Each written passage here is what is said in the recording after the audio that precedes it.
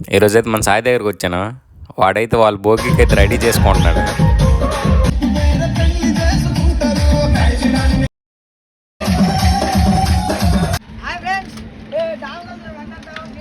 మేడపైన డాబా అన్న డాబా మా బ్రదర్స్తో కలిసి అయితే సైకిల్ మీద ఎన్న డాబాకి వెళ్తున్నాం ఫ్రెండ్స్. చీకటి అమ్మ చీకటి.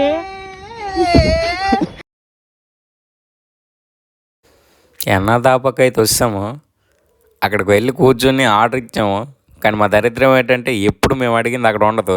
మళ్ళీ న్యూ జగమన్ దావాకి అయితే వచ్చాము. చికెన్ ఫ్రైడ్ రైస్ ఏమంటే ఎగ్ ఫ్రైడ్ రైస్ చేసాడు. మళ్ళీ చికెన్ ఫ్రైడ్ రైస్ చేసి ఇస్తానన్నారు. అంతలోగా మా వాళ్ళు ఏమో సోప్ డబ్బా అయితే ఖాళీ చేస్తారు. ఆర్డర్ వచ్చాక మొత్తం తినేసి ఖాళీ చేసాము. మా బ్రదర్కి అయితే చలేస్తుందట. నా సట్టెడ్ అయితే సట్ ఇచ్చాను. నైట్ టైం కదా తినేసి ఇంటికి వెళ్ళిపోతున్నాము. చూడండి ఆ వ్యూ ఎంత బాగుందో. మన సైకిల్ స్పీడోమీటర్ చూపిస్తుందండి 12 మీటర్ బాగా పనిచేస్తుంది. Good good.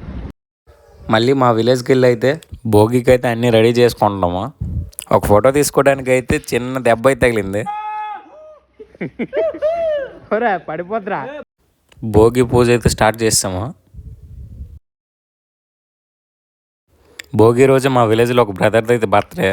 అది సెలబ్రేట్ చేసాం నైట్. అసలు భోగి ఎందుకు జరుపుకుంటారు? వింటర్ సీజన్ చలేస్తుందనే తెలిస్తే కామెంట్ చేయండి. మరి సంక్రాంతికి మీ ఇంట్లో ఏంటి స్పెషల్? మన భయ్య ఇక్కడ మొక్క కొట్టాడంటే జనాలు అందరు క్యూ కడతారు. అట్లా ఉంటుంది మరి.